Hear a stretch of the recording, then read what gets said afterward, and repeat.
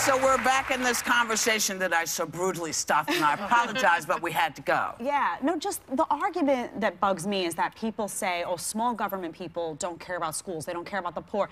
That's not the argument that we're making. What we're making is that when the government does something, it does a one-size-fits-all approach sometimes. So they go into a school, they set a calorie count, they set restrictions, and they don't account for individuals. For example, you have a son that's 190 pounds and an athlete and playing a bunch of sports. His calorie needs and what he's going to need his lunch plate to look like are going to be very different from a 95-pound girl who maybe is sedentary, and that's just a general comparison.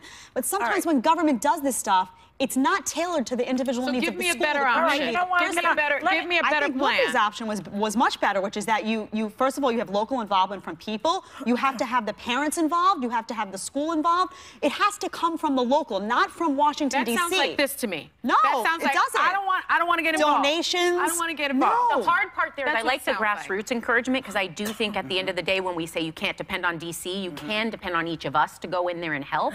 The problem is when you expect parent involvement in a lot of these impoverished areas, the parents aren't able to, or torn, or going 1,000 directions, or maybe a single home, and so I think they can't often get involved. Nothing gets done. And what we're talking about, I mean, Michelle Obama put in these healthy alternatives. What is the other option? What I loved about what she did was the farm to school movement, where a lot of schools now have school gardens. They have their own vegetable gardens, and the kids are eating what they grow. I think that's an incredible program, and the USDA gives funding and grants for that. But this administration wants to roll that back. What I was going to say is, because you keep attacking government involvement, every civilized country in the world has single-payer health care. They have food. If you see Michael Moore's latest movie, the French, they're serving these kids pâté at lunch, okay? I mean, they have delicious, healthy foods. The kids have tablecloths, and they treat them like, yes, and they're served. The people who work there are, like waiters.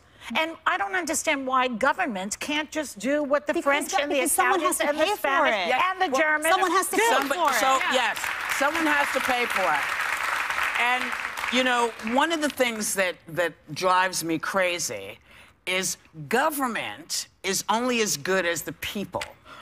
If we start paying attention, things may get better, but we need the government to do certain things, because certain things would never have happened. I agree with you. At all. So as we look, and we see now that there's a group that wants to repeal what Michelle Obama did. Not say, hey, we might have a better idea, but just get rid of it. That's a fair point. Obamacare. Well, it's repeal and replace. Another idea, a better option. Come to the table with something. Come to the table with something.